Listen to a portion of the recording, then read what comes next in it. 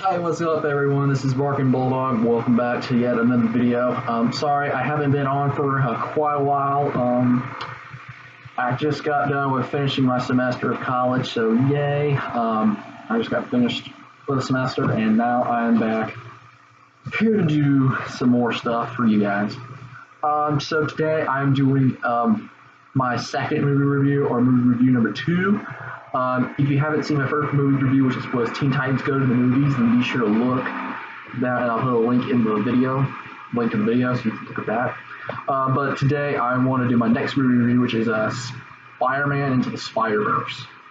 Now, from this movie, I thought, honestly, when I first saw the trailer, I thought this will be another cash grab by Sony, Marvel, to kind of rake in some extra money before we get the next release of the Endgame of Avengers. Well, honestly, you can never judge anything by a cash grab. Because this movie was not really a cash grab, to say the least. It was more of a Christmas present for us Marvel fans who are out there who are true Spider-Man fans. And let's not forget let's remember the timely death of Stan Lee, who passed just about a few months ago. May he rest in peace. He has also made a cameo in this movie, which I'm not going to say anything about it. You guys have to check it out for yourself, because I'm making as full as I can.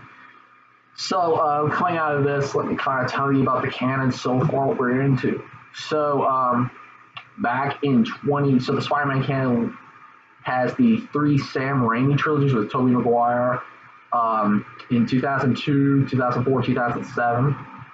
So basically they're about maybe 2 or 3 years apart from each other. And very interesting, how they all kind of fit into that one. And then you had Andrew Garfield, who was the Amazing Spider-Man, which very interesting. That was a really cool movie to watch if you had the chance. It came out in 2012 and 2014, all by Columbia Marvel. But then we get this.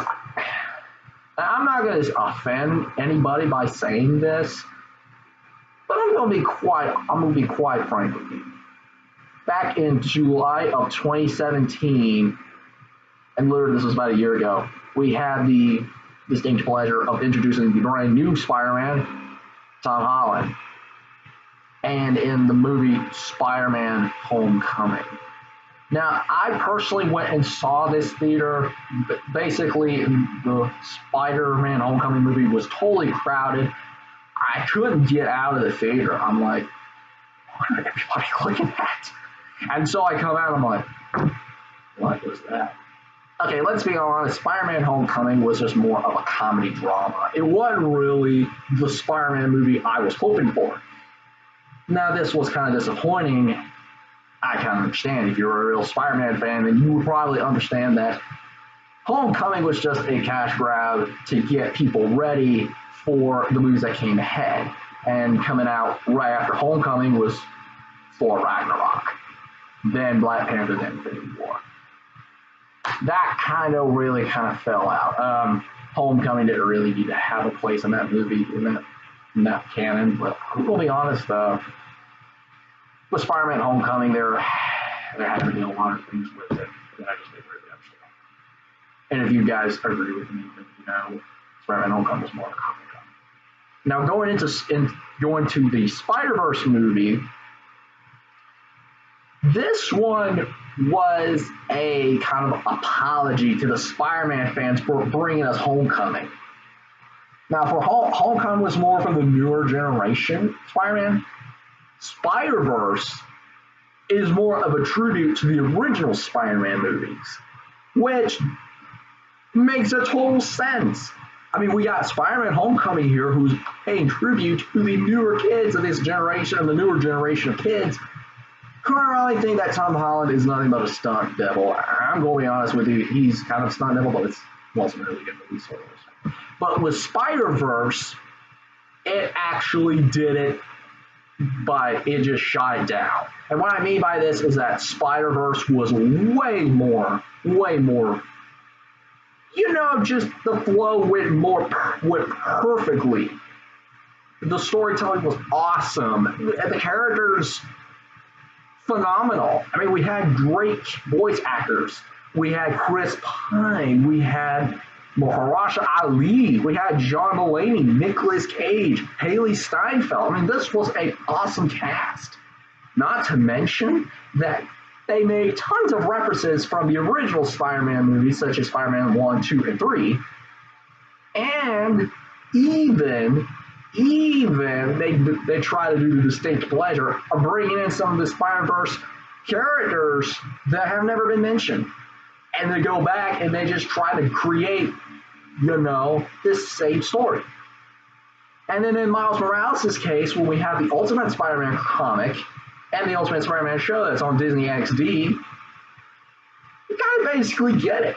I mean, the Ultimate Spider-Man, who is Miles Morales, has a more better picture of what a Spider-Man should be, and not just this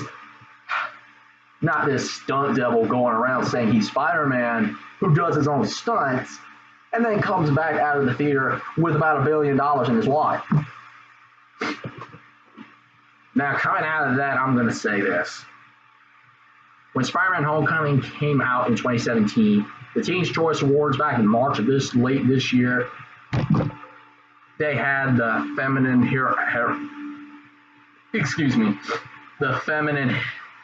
heroine, Zendaya. Now that shouldn't have really have been in that thing. Could have been Mary Jane Watson, perhaps. I just say, why did you add her in there?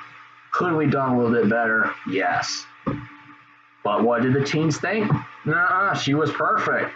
I think it was more of a modern telling of the Spider-Man story with Spider-Man Homecoming. But SpiderVerse takes the elements like Gwen Stacy and Mary Jane Watson. I mean, we get some of these really cool references that if you're a true Spider-Man fan like me, you would see blank stares, and then you would see this and you're like, wow, really? Now, in terms of effects, really cool special effects. I mean, if you had the chance and you had the little extra money, go see it on the biggest screen you can. Go see it in 3D even. Now, I didn't get a chance to catch it 3D, unfortunately, because of time restraint. But, yeah, the 3D would have been really cool with all the effects I have seen in this movie. If you have the opportunity to go see it 3D, be sure to do so, because the 3D animation looks spectacular for that sort of stuff. And with the villains, you have the originals, you have Kingpin, the Green Goblin, Doc Ock, you had Scorpion, you had the Prowler. Prowler was introduced in Amazing Spider-Man 2, by the way, in case you haven't noticed. And yeah, so Spider-Verse, very refreshing and a great apology to us Spider-Man fans out there for doing Spider-Man Homecoming. Marvel made this as an apology for Spider-Man Homecoming. Because Spider-Man Homecoming, to us who are true fans of the films, really, Spider-Man Homecoming was just a bust for us. But to these newer kids, they think, wow, Spider-Man Homecoming, best movie ever. And to us, we really enjoyed Spider-Verse. So let me take this into a serious note. If you are a true Spider-Man fan and you want to see Marvel get down on their knees and apologize for giving us Spider-Man Homecoming, go watch Spider-Verse. So we can tell Marvel, we forgive you. Because honestly, this movie is a great gift and a great apology. And, just overall, it is a great movie. I loved it. Very phenomenal. Now, I do have another movie review that will be review number 3, which I'm planning on doing Wreck-It Ralph 2, or Ralph Breaks the Internet, the sequel to Wreck-It Ralph 2. That'll probably be my next video. If this video hits, I'm going to say about maybe 100 views, the chances are I may do a movie review for Ralph Breaks the Internet. So, yeah, that's it for my movie review number 2 on Spider-Verse.